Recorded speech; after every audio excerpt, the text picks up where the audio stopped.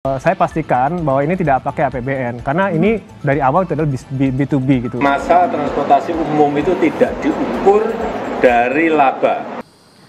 Hal ini disampaikan oleh anggota Komisi 6 DPR RI fraksi Golkar. Ia bilang tidak akan ada uang APBN yang dikeluarkan untuk pelunasan utang proyek kereta cepat Jakarta-Bandung. Hal itu ia ungkap lantaran kerjasama proyek Indonesia-Tiongkok tersebut merupakan kerjasama B2B atau business to business.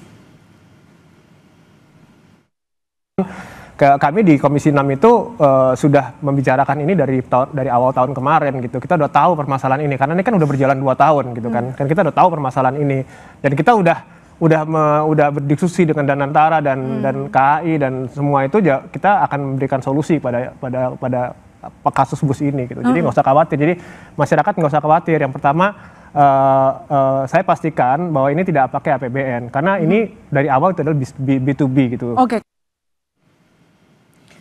Sementara politisi PDI Perjuangan Ferdinand Hutahian menyebut meski skema kerjasama kereta cepat adalah B2B, utang proyek kereta cepat ini akan menjadi beban bagi pemerintahan Presiden Prabowo Subianto.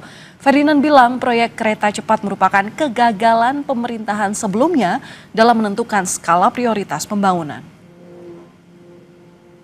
Ini bisnis to bisnis, tidak ada masalah, tidak melibatkan APBN. Faktanya hari ini, Republik yang namanya Indonesia ribut dengan WUS karena utangnya besar dan tentu akan menjadi beban bagi pemerintahan Pak Prabowo. Tidak bisa tidak, biar bagaimanapun pasti akan beban. Meskipun dikatakan ini Danantara yang ngurus, Danantara ini kan BUMN bukan pakai APBN.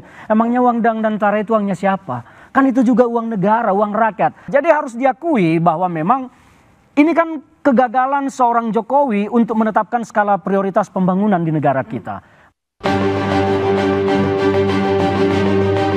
Proyek kereta cepat Jakarta-Bandung atau WUSH jadi sorotan lantaran utang yang membengkak. Menteri Keuangan Purbaya bilang enggan mengeluarkan APBN untuk menutupi utang investasi WUSH. Ia berharap sebisa mungkin diselesaikan secara bisnis to bisnis. Bagus. Saya nggak ikut kan? Top.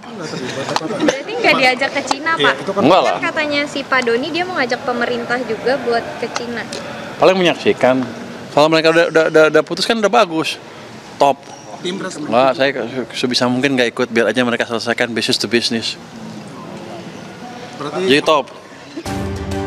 Presiden ke-7 RI, Joko Widodo menyatakan WUSH tidak ditujukan untuk bisnis atau mencari laba, melainkan investasi sosial jangka panjang. Prinsip dasar transportasi massal, transportasi umum itu adalah layanan publik. Ini kita juga harus ngerti, bukan mencari laba. Jadi, sekali lagi, transportasi massal, transportasi umum itu tidak diukur dari laba, tetapi adalah diukur dari keuntungan sosial, social return on investment.